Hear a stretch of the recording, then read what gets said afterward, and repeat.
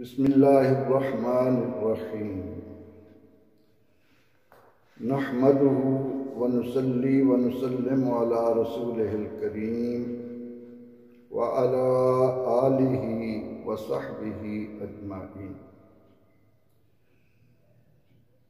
برادران اسلام، رمضان المبارک جہاں اللہ کے بندوں کے لیے بے پناہ رحمتوں برکتوں کا موجب ہے،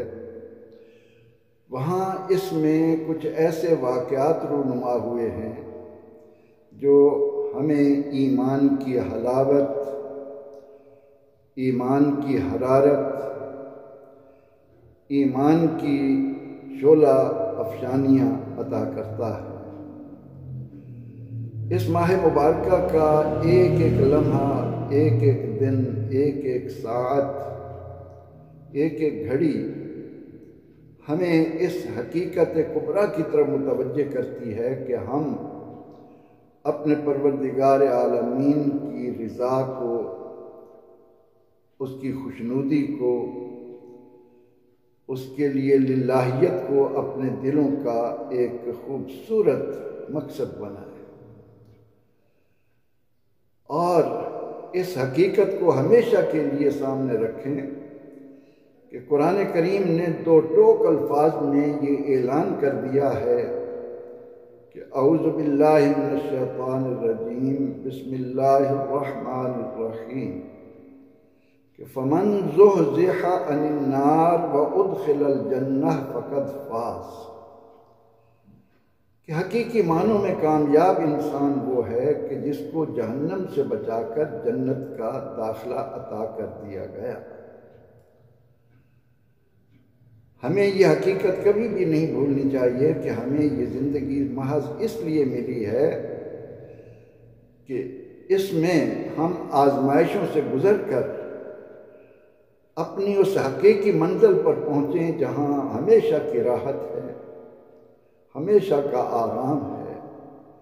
ایسے ایسے انعامات اور لذتیں اہل ایمان کے لیے رکھی گئی ہیں کہ جن کا دنیا میں تصور بھی ناممکن ہے۔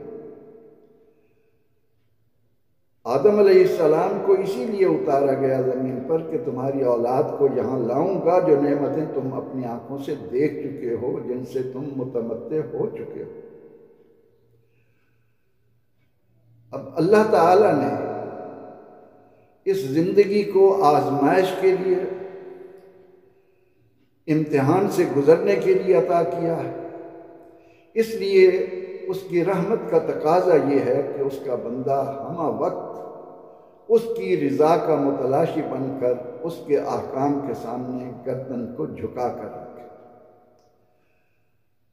اور اس حقیقت کو ایک لمحہ کے لیے بھی فراموش نہ کرے، نظروں سے اوجھل نہ ہونے دے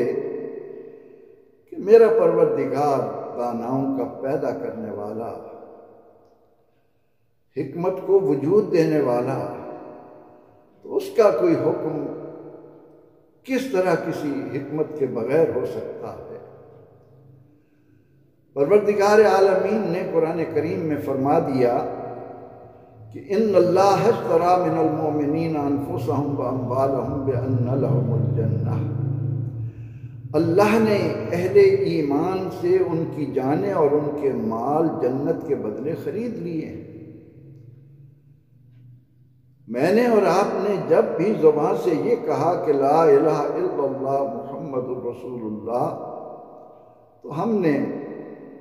اپنا سب کچھ اللہ کے ہاں جنت کے بدلے فروخت کر دیا۔ اب ہمارا کام یہ ہے کہ رب تعالیٰ کے حکم سے ذرا بھی سرتابی نہ ہو۔ تو از حکم داور گردن مپیچ، گردن نہ پیچت دے حکم تو ہیچ۔ تو اپنے آپ کو اللہ کا بنا لے، اللہ کی ہر مخلوق تیری، تو اس کے سامنے جھک، وہ کائنات کی ہر چیز کو تیرے تابع فرما بنا دے گا۔ اب رمضان المبارک میں جہاں اور بہت سارے واقعات رونما ہوئے، ان میں سے ایک غزوہ بدر ہے، جو سن 2 ہجری رمضان المبارک کی 17 تاریخ کو بدر کے کنویں کے مقام پر رونما ہوا۔ رمضان المبارک کے اندر وقوع پذیر ہونے والا یہ پہلا حق و باطل کا عظیم معرکہ ایمان والوں کے لیے یہ سبق لاتا ہے کہ تم کس طرح اللہ تعالیٰ کے حکم کے آگے اپنی خواہشات کو قربان کرنے والے ہیں۔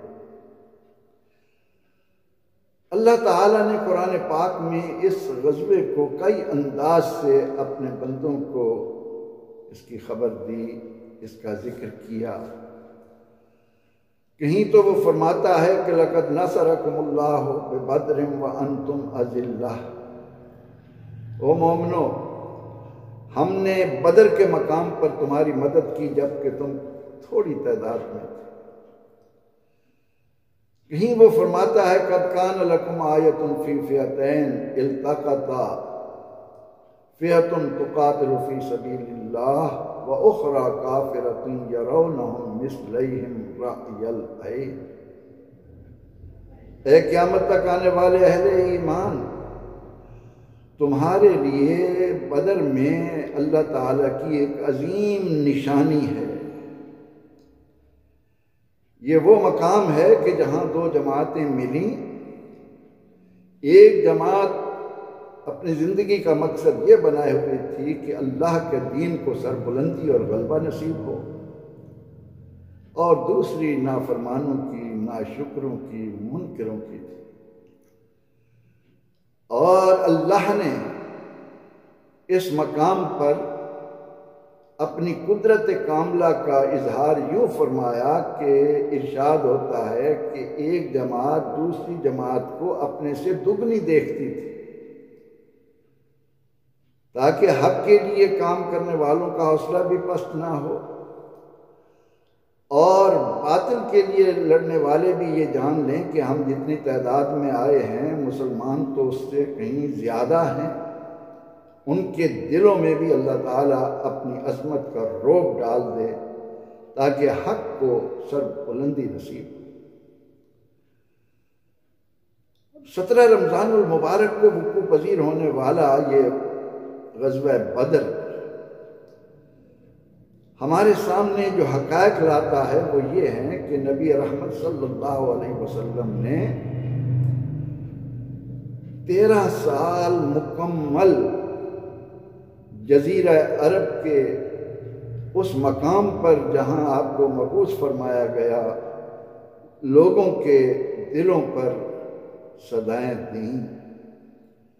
ان کے ضمیر کو بیدار کرنے کے لیے شبانہ روز کوششیں کیں،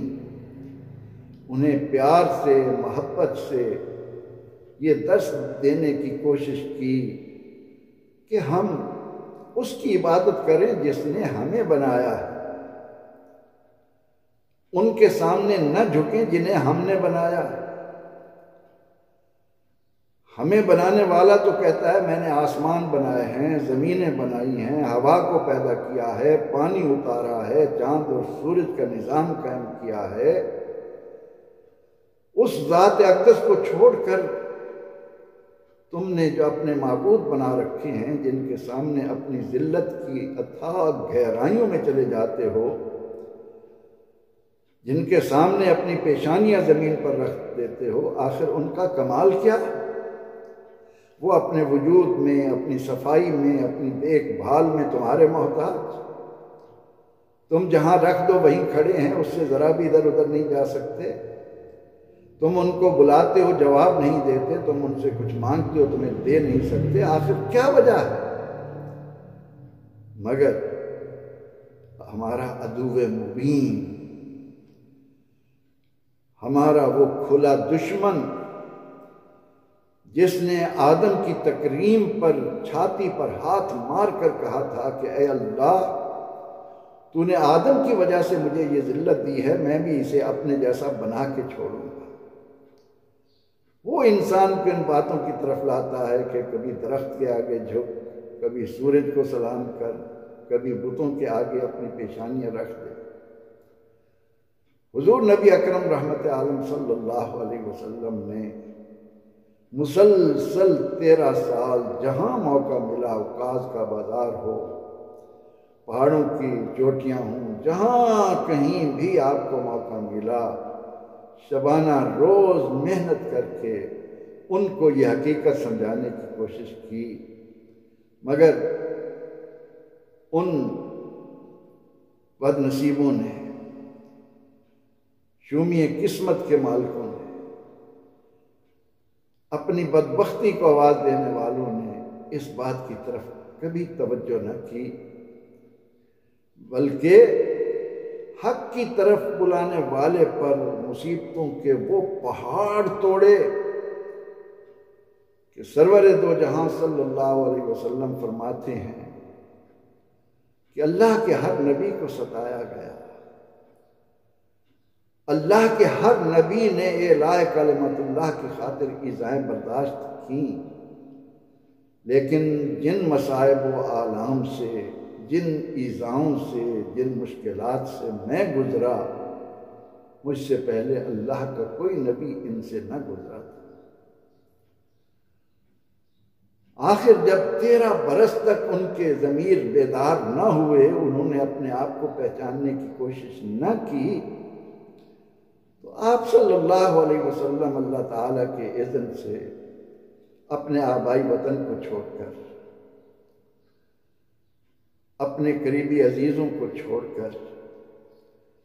ان فضاؤں کو چھوڑ کر جن میں آپ نے رہ کر ان کو مہکایا تھا، مدینہ منورہ ہجرت کر گئے۔ اب چاہیے تو یہ تھا کہ جب اہل حق مکہ کو چھوڑ کر مدینہ منورہ چلے گئے، 300 میل کی مسافت پر چلے گئے، تو وہ کہتے کہ چلیں، ہمیں حق کی طرف بلانے والے چلے گئے، اب ہم اپنا پرانا سسٹم قائم رکھیں گے، ہماری چودراہٹ دندناتی پھرے گی، ہم من مانیاں کرتے رہیں گے، اپنی خواہشات کو بلا روک ٹوک پورا کرنے میں ہم آزاد ہوں گے، مگر نہیں۔ اب ان کی آرزو یہ تھی کہ مکہ میں اگر ہم نے انہیں کامیاب نہیں ہونے دیا تو مدینہ منورہ میں بھی وہ چین سے کیوں بیٹھے۔ اب پروردگار عالمین نے چونکہ اہل ایمان کو حکم دیا ہے کہ تمہیں جو ایمان کی دولت نصیب ہوئی ہے، تم نے جس ایمانی لذت سے اپنے آپ کو سرشار کیا ہے، تم نے اپنی روحوں کو جو حقیقی شادمانی عطا کی ہے، اس کا تحفظ اور اسے دوسروں تک منتقل کرنا تمہاری اخلاقی، قانونی اور آئینی ذمہ داری ہے۔ اب نبی اکرم رحمت عالم صلی اللہ تعالی علیہ وسلم مدینہ منورہ میں وہاں کے تمام باشندوں کے ساتھ پیار اور محبت کی فضا میں رہنا چاہتے ہیں۔ آپ نے مدینے کی ساری آبادی سے، ہر طبقے سے معاہدہ کیا، جو محبت کا، رائے کے اظہار کی آزادی کا، آزادانہ زندگی گزارنے کا معاہدہ تھا، تاکہ پیار سے، محبت سے لوگوں کو حق کی طرف بلایا جائے، ان کے سامنے یہ حقیقت رکھی جائے کہ تمہیں یہ زندگی کیوں ملی ہے، تم یہاں کیوں آئے ہو۔ مگر مشرکین مکہ کو یہ ہرگز گوارا نہ تھا۔ انہوں نے ہجرت کے بعد سے لے کر سن 2 ہجری تک مسلمانوں کو ستانے کا کوئی موقع ہاتھ سے نہیں جانے دیا تھا۔ ان کے آدمی جاتے، جہاں کہیں مدینے والوں کا کوئی جانور ملتا اس کو لے لیتے، کوئی آدمی نظر آتا اس کو جان سے مار دیتے، ان کے کھیت اجاڑ آتے، ان کے پھلدار درختوں کو نقصان پہنچا آتے۔ اب نبی اکرم رحمت عالم صلی اللہ تعالی علیہ وسلم، کیونکہ آپ کی ذمہ داری تو یہ تھی کہ زمین پر اللہ کے دین کو سر بلند کیا جائے، اللہ کے دین کی سرفرازی کے لیے حتی المقدور کوششیں کی جائیں۔ آپ صلی اللہ علیہ وسلم مشرکین کی ان حرکتوں سے بے خبر نہ تھے، آپ کی ان پر پوری نظر تھی، اور اکا دکا واقعات بھی ہوتے رہتے تھے، آپ انہیں بھلا دیتے، آگے بڑھتے، مگر مشرکین مکہ کی وہ ضد، وہ تعصب، وہ عناد، وہ کینہ، وہ بغض جو ہر لمحے بڑھ رہا تھا، انہیں یہ گوارا ہی نہ تھا کہ انصار مدینہ مکہ سے گئے ہوئے مہاجروں کو اتنا پیار دیں، اتنی عزت دیں، ان کے لیے اپنے مکانوں کے دروازے کھول دیں، ان کو اپنے باغات میں حصہ دینا شروع کر دیں، ان کے ساتھ پیار اور محبت کی وہ مثالیں قائم کریں کہ جن پر تاریخ قیامت تک فخر کرتی رہے گی۔ یہ ایک الگ موضوع ہے۔ بہرکیف مشرکین نے ایک میٹنگ کی، ان کے سردار اس بات پر متفق ہوئے کہ مکہ کا ہر فرد تجارتی سامان میں حصہ ڈالے، اور جب یہ تجارتی سامان جہاں آئے اس سے جو منافع ہو اس کا اتنا حصہ وہ مسلمانوں کو مٹانے کے لیے سرداران قریش کے حوالے کرے گا، اس کی بدولت عظیم تیاری کی جائے گی، اس سے جدید ترین اسلحہ خریدا جائے گا جو اس وقت مروج تھا، اس کی بدولت افرادی قوت زیادہ سے زیادہ جمع کی جائے گی، اور پھر ہم اجتماعی انداز میں مدینہ منورہ پر چڑھائی کر کے معاذ اللہ مسلمانوں کو مٹا دیں گے، نیست و نابود کر دیں گے۔ مگر وہ یہ نہ جانتے تھے کہ وہ لوگ جو اپنے آپ کو اپنے پروردگار کی رضا کے حصول کا خوگر بنا لیتے ہیں، جان، مال، آبرو، اولاد، وطن، ہر شے اللہ کی رضا کے لیے قربان کرنے کا جذبہ پیدا کر لیتے ہیں، تو اللہ انہیں کبھی تنہا نہیں چھوڑتا۔ اس کا اعلان ہے حقاً علینا نصر المومنین، اہل ایمان کی مدد ہم نے اپنی ذات پر لازم کر رکھی ہے۔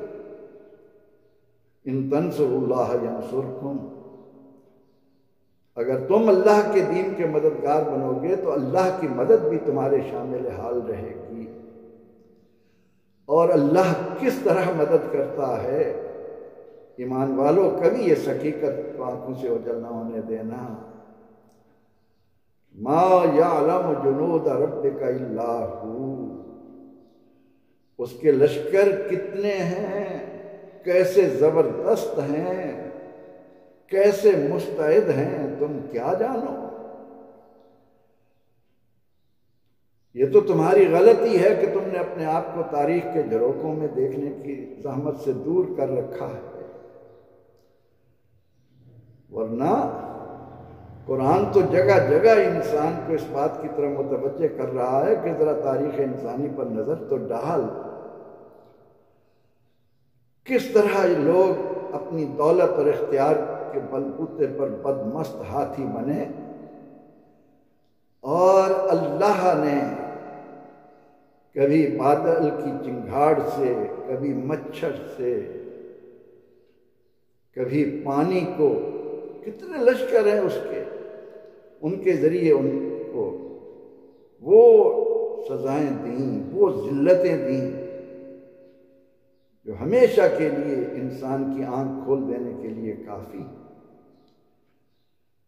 مشرکین مکہ بھی اس حقیقت سے غافل تھے، وہ محض یہ سمجھتے تھے کہ محمد عربی صلی اللہ علیہ وسلم ہمیں اگلے لوگوں کے قصے کہانیاں سناتے ہیں، ان ہی الا اساطیر الاولین، یہ تو پہلے لوگوں کے اسطورے ہیں، قصے کہانیاں ہیں، یہ تو سنتے سنتے ہم تنگ آ گئے۔ ہاں ایمان والو، اپنے آپ کو پہچانو، دنیا کی دیگر اقوام کے مقابلے میں تمہیں جو امتیازی حیثیت دی گئی ہے اسے ایک لمحے کے لیے آنکھوں سے اوجھل نہ ہونے دو۔ دین کی سرفرازی کو اپنی زندگی کا مشن بناؤ تاکہ ان باغات کے مالک بنو جو اللہ نے نعمتوں سے بھر رکھے، جہاں ہر وہ لذت ہے جہاں ارادہ کرو گے تمہیں عطا کر دی جائے گی، خواہش پیدا ہوگی ادھر اس کی تکمیل کر دی جائے گی۔ صحابہ رضی اللہ عنہم کو حضور علیہ السلام نے یہ حقیقت اس طرح سمجھا دی تھی کہ وہ پھر دیوانہ وار اللہ کی راہ میں سر کٹانے کو اپنی زندگی کا سب سے بڑا اعزاز سمجھتے۔ اب مشرکین نے اپنی اس میٹنگ میں یہ فیصلہ کیا، ایک عظیم قافلہ تیار ہوا، اور ابو سفیان جو ابھی مسلمان نہیں ہوئے تھے وہ قافلہ تجارتی لے کر شام کی طرف گئے۔ حضور علیہ الصلاۃ والتسلیم جنہیں اللہ نے شاہد بنا کر بھیجا، مشاہدہ کرنے والا بنا کر بھیجا ہے، جنہیں نبی یعنی خبر والا کہا ہے، نہ تو لفظ نبی کی عظمت کو کوئی امتی جان سکتا ہے، نہ ہی لفظ شاہد میں اللہ کے جو جلوے اس کے بندے کے لیے موجود ہیں ان سے کوئی آگاہ ہو سکتا ہے۔ آپ صلی اللہ علیہ وسلم نے مشورہ کیا اور یہ ارادہ کر لیا کہ اس قافلے کو روکا جائے۔ یہ اگر قوت پکڑ گئے اور مسلمانوں کو ایذا اٹھانی پڑی تو وہ ہمارے لیے تکلیف دہ ہوگی، ہمارے مشن کی راہ میں رکاوٹ بنے گی، ہم اپنے مقاصد کی جانب بڑھ نہ سکیں گے۔ چنانچہ آپ صلی اللہ علیہ وسلم کچھ صحابہ کو ساتھ لے کر اس تلاش میں نکلے کہ جب وہ قافلہ سامان لے کر آئے تو اس کو روک لیا جائے۔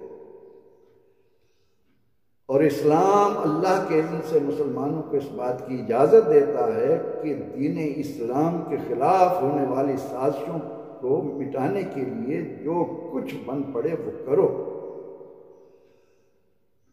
انہیں مت پنپنے دو۔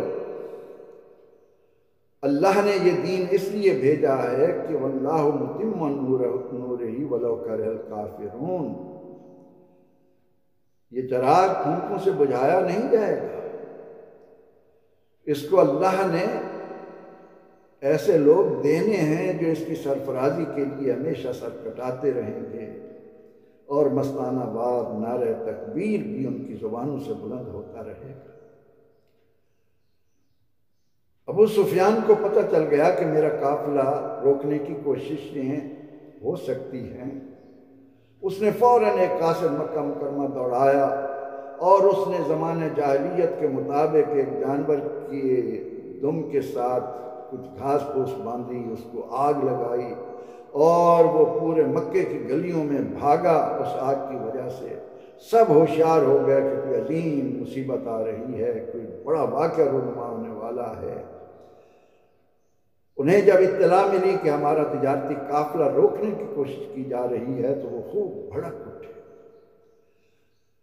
شیطان نے ان کی خواہشات اور جذبات کو، ان کے غصے کو عروج پر پہنچا دیا۔ یہ غصہ شیطان کی طرف سے ہے۔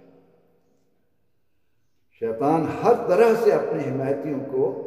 آگ کا ایندھن بنانے کے لیے ہمہ وقت مستعد رہتا ہے۔ چنانچہ مشورہ ہوا اور ایک لشکر تیار کر لیا گیا کہ یہ جا کر مدینہ منورہ میں مسلمانوں کو سبق سکھائے گا کہ انہوں نے یہ جرأت کیسے کی کہ ہمارا قافلہ روکے، انہیں معلوم نہیں ہم کون ہیں۔ مگر انہیں یہ تو معلوم نہ تھا کہ جن کی مدد اللہ کرتا ہے، لا تہنوا ولا تحزنوا وانتم الاعلون ان کنتم مؤمنین، اللہ نے اہل ایمان کے لیے غلبہ لکھ دیا ہے۔ ضرورت تو صرف اس امر کی ہے نا اہل ایمان کہ ہم ایمان کو کیا قدر منزلت دیتے ہیں، ہماری نظروں میں اس کی حیثیت کیا ہے، ہم ایمان کے تحفظ کے لیے آخر کس حد تک جانے کو تیار رہتے ہیں۔ خالی نعروں سے تو کام نہیں بنتا، عملاً دیکھنا ہوتا ہے۔ جو مسلمان کہلانے والا 5 وقت کی نماز نہیں پڑھ سکتا وہ دین کے لیے اور قربانی کیا دے گا؟ وہ ایک نماز کا ہی اگر یہ مسلمان اہتمام کر لیتے اس کی حقیقی روح کے ساتھ، تو پھر یہ دیکھتے کہ اللہ کی رحمتیں انہیں کہاں سے کہاں لے جاتی۔ پھر زکوٰۃ کی ادائیگی، پھر رمضان کے روزوں کو ان کی روح کے ساتھ رکھنا، کیا مشکل جان لیا۔ لیکن یاران مصطفیٰ صلی اللہ علیہ وسلم وہ شعوری مسلمان تھے، انہوں نے ایمان کے لیے کوڑے کھائے تھے، ایمان کی خاطر ان کی پشتیں جلائی گئی تھی، ایمان کی خاطر انہوں نے اپنے گھر بار چھوڑے تھے، ایمان کی خاطر ان کی گلیوں میں، ان کی گردنوں میں رسیاں ڈال کر مکے کی گلیوں میں گھسیٹا گیا تھا۔ ہاں ایمان کی خاطر امام المرسلین کو 3 سال شیب ابی طالب میں جن مصائب کا سامنا ہوا اس کا تصور کون کر سکتا؟ ہاں ایمان کی خاطر طائف کی گلیوں میں اللہ کے نبی علیہ السلام کی جوتیاں جو لہو سے بھر دی گئی تھیں، آپ کو جو بے ہوش کر دیا گیا تھا، وہ کون جانے؟ ہم تو ایمان کی خاطر اس بات کے متمنی رہتے ہیں کہ دنیا کی کتنی لذتیں ہمیں ملتی ہیں۔ حضور علیہ السلام کو خبر مل گئی کہ مشرکین مکہ نے لشکر تیار کر لیا۔ ادھر ابو سفیان اپنے قافلے کو راستہ بدل کر بچا کر نکل جانے میں کامیاب ہو گیا۔ اس نے مکے والوں کو پیغام بھیجا کہ میرا قافلہ صحیح سالم نکل آیا ہے، اب تمہیں جنگ کی ضرورت نہیں۔ مگر طاغوتی طاقت جب نشے میں بدمست ہو کر یہ فیصلہ کر لیتی ہے کہ میں نے اپنے مد مقابل کو مٹانا ہے، تو پھر اس کی آنکھوں کے آگے اندھیرا چھا جاتا ہے، کوئی بات سننے کے لیے تیار نہیں ہوتا۔ حق کی باتیں تو وہ پہلے ہی نہیں سن رہے تھے، لیکن اب جب وہ نکل کھڑے ہوئے تو انہوں نے کہا کہ نہیں، اب تو ہم جائیں گے، ان کے قریب ڈیرا ڈالیں گے، انہیں اپنی قوت دکھائیں گے، وہاں جب ہم عیش و عشرت کے سامان ان کے سامنے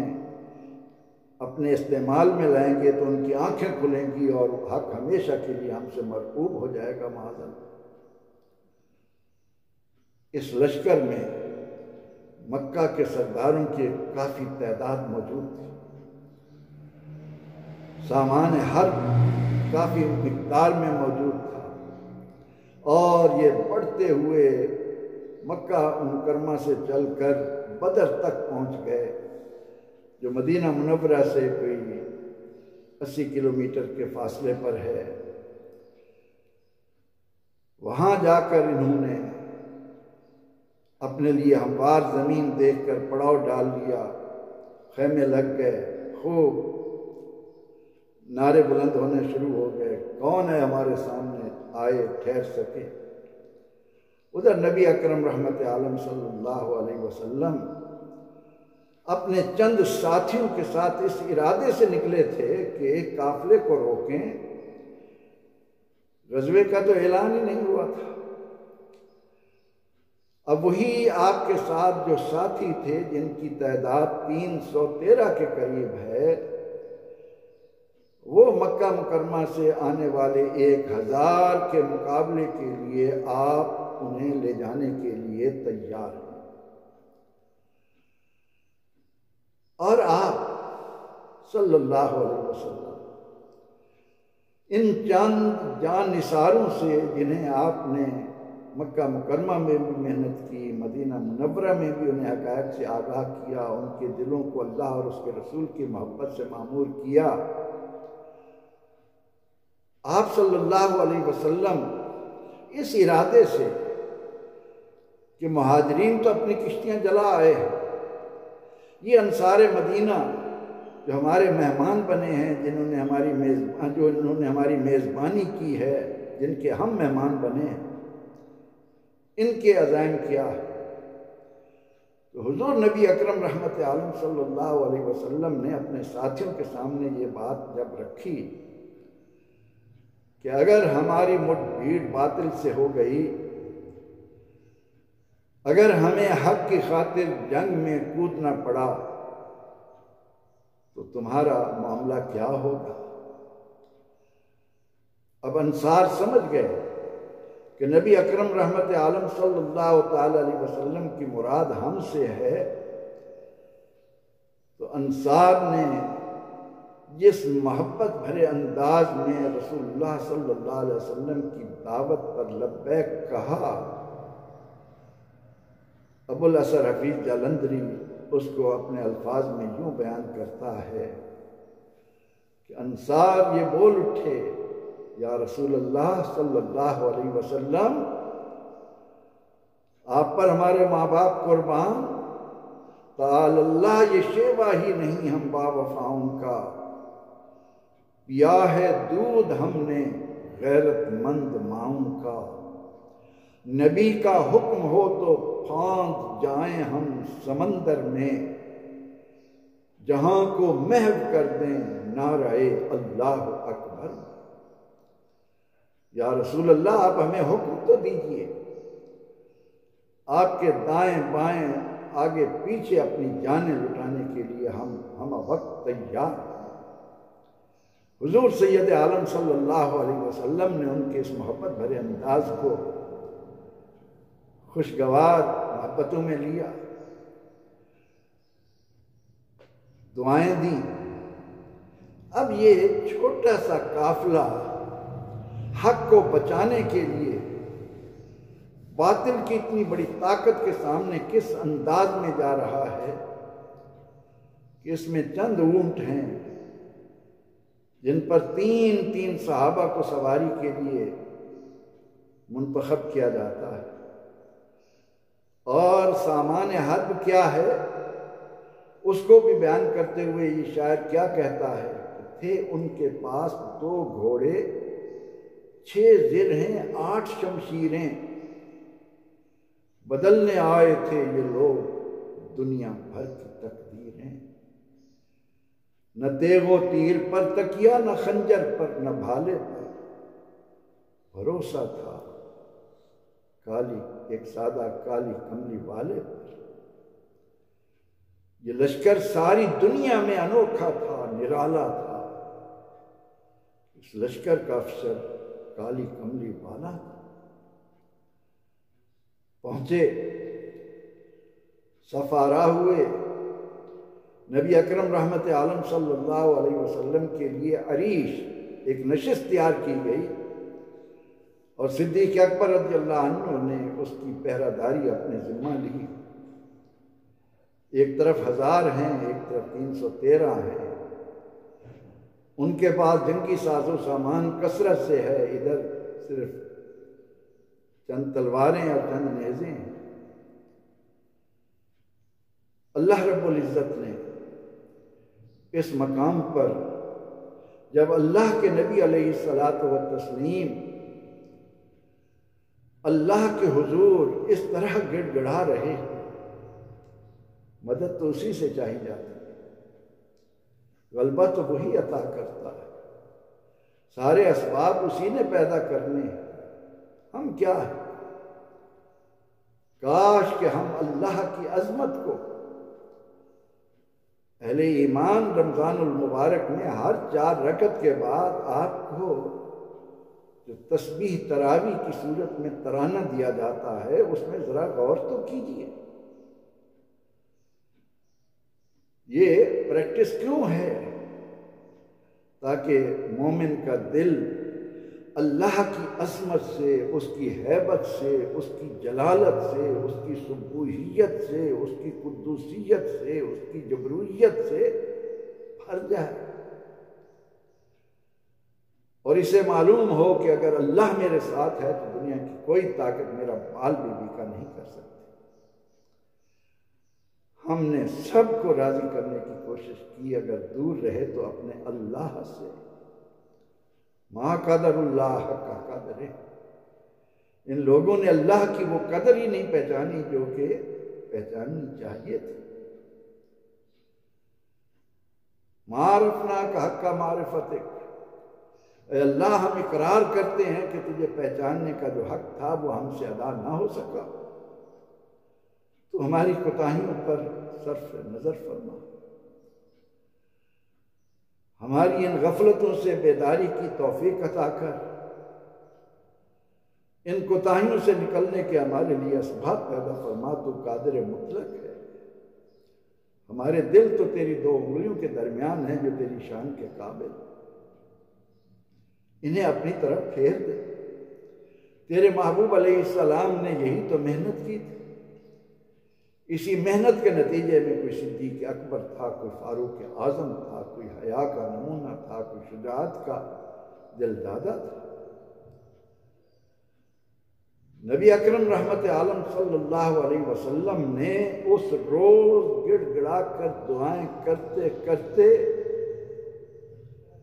یہاں تک کہ آپ کے شانوں پر پڑا کپڑا بھی زمین پر گرنے کے قریب ہوتا، صحابہ اٹھا کر رکھتے، اور آپ نے اس روز دعا کرتے ہوئے یہاں تک کہہ دیا کہ اے اللہ، تیرا یہ وہ بندہ جسے تو نے اولاد آدم کا سردار بنایا ہے، اپنی ساری محنت لے کر تیری بارگاہ میں حاضر ہے، آج اگر تو نے ان کی سرپرستی نہ کی، آج اگر تو نے ان اپنی ذات پر جو بھروسہ کیے بیٹھے ہیں، جنہوں نے تجھ سے لو لگا لی ہے، ان کا وجود اگر مٹ گیا تو قیامت تک زمین پر تیرا نام لینے والا کوئی نہ ہو۔ اب اللہ تعالیٰ نے اس میدان میں مسلمانوں کی مدد کے لیے فرشتے اتار دیے۔ اے ایمان والو، اس غزوے میں جو کچھ ہوا اس کو بھی بیان کرتے ہیں۔ یہاں پر یہ عرض کرتا چلوں کہ غزوے کے بعد جب شاندار کامیابی سے ہمکنار ہونے والوں نے رسول اکرم رحمت عالم صلی اللہ علیہ وسلم کی بارگاہ میں یہ عرض کی کہ یا رسول اللہ صلی اللہ علیہ وسلم، جب ہم مشرکین سے لڑ رہے تھے میدان بدر میں تو ایک آواز ہمارے کانوں میں آتی تھی کہ اقدم حیزوم، حیزوم آگے بڑھ۔ یہ آواز کیا تھی؟ تو اللہ کے نبی علیہ الصلوۃ والتسلیم نے فرمایا کہ اے میرے صحابہ، حیزوم جبریل کے گھوڑے کا نام ہے۔ اس دن جبریل